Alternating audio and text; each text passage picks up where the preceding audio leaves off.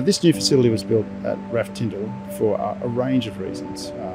The beauty of the MQ-4C is that it can actually operate independently and it can operate from a range of locations. It doesn't need the controllers to be co-located with the actual aircraft. A lot of people ask why. Why is this important?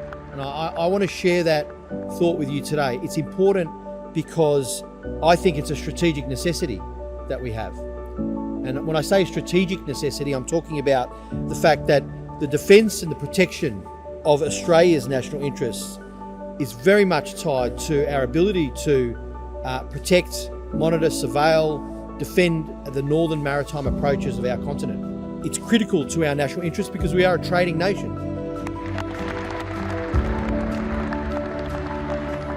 It's very encouraging to see the completion of this facility that allows us to have our final home at RAAF Base Tindal that was designed, conceived and constructed with the focus on people that will make it their home for the coming years for the Squadron.